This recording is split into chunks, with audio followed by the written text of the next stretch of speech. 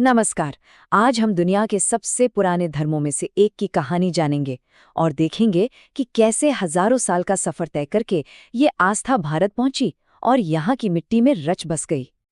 चलिए शुरुआत एक पहेली से करते हैं। जरा सोचिए, रतन टाटा, फ्रेडी मर्क्यूरी और फील्ड मार्शल सैम मानेकशॉ, ये तीनों ही अपने अपने क्षेत्र के महारथी हैं।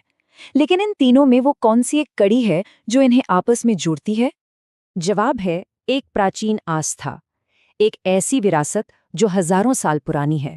तो आइए इसी दिलचस्प कहानी की परतों को खोलते हैं।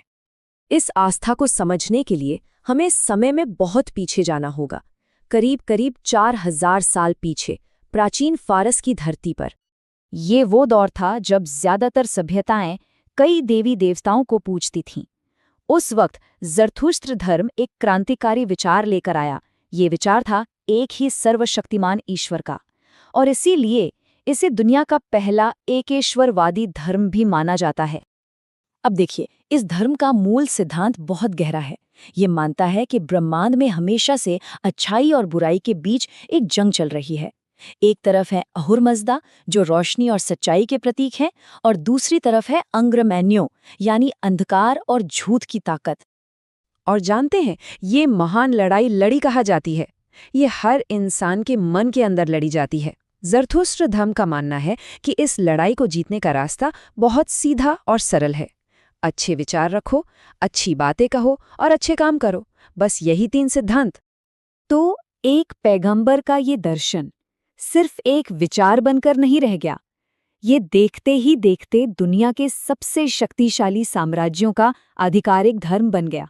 सोचकर देखिए, 1000 साल से भी ज्यादा समय तक हखामनी, पार्थियन और सासानी, इन 3 महान फारसी साम्राज्यों की ये राजकीय आस्था रही। इन साम्राज्यों ने दुनिया के एक बहुत बड़े हिस्से पर हुकूमत की थी। और इसका असर सिर्फ साम्राज्यों तक सीमित नहीं रहा। कई इतिहासकार मानते हैं कि ज़रथुस्त्र धर्म के कई विचार, जैसे एक ईश्वर, स्वर्ग नरक और कयामत का दिन, इन विचारों ने बाद में यहूदी, ईसाई और इस्लाम धर्म को भी प्रभावित किया। खासतौर पर तब जब साइरस महान ने यहूदियों को बेबीलोन की गुलामी से आज़ाद कराया था। लेकिन इतिहास में हर सुनहरे दौर का अंत भी होता है। 7वीं शताब्दी में इस महान सभ्यता पर एक बड़ा संकट आया, जिसने सब कुछ बदल कर रख दिया। अरब से उठी सेनाओं ने पूरे फारस को जीत लिया। सासानी साम्राज्य का अंत हो गया और उनके साथ एक नया धर्म और एक नया शासन आया। इस नई हुकूमत में ज़रथुस्त्र धर्म को मानने वालों के लिए मुश्किलें बढ़ने लगीं। उन पे भारी टैक्स लगाए गए, उन्हें सताया जाने लगा।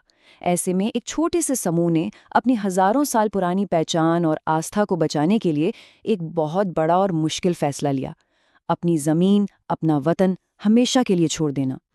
वो अपनी जान और अपनी आस्था को बचाने के लिए समुद्री रास्ते से एक अनजान सफर पर निकल पड़े, और लहरों ने उन्हें भारत की सरजमीन गुजरात के तट पर पहुंचाया।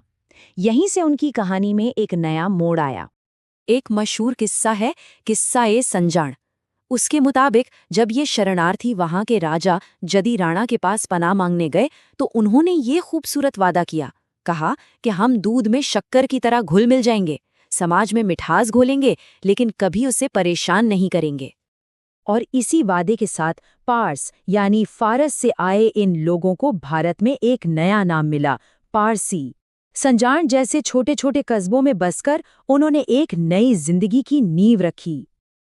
और उन्होंने अपना वादा क्या खूब निभाया।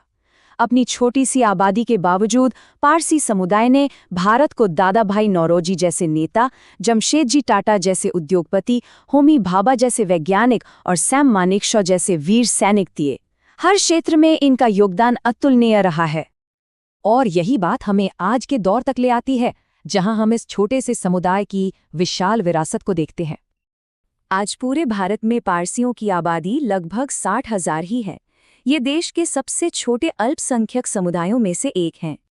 तो ये सवाल सोचना लाजिमी है कि दुनिया के सबसे छोटे समुदायों में से एक ने इतनी बड़ी और प्रभावशाली विरासत कैसे तैयार की।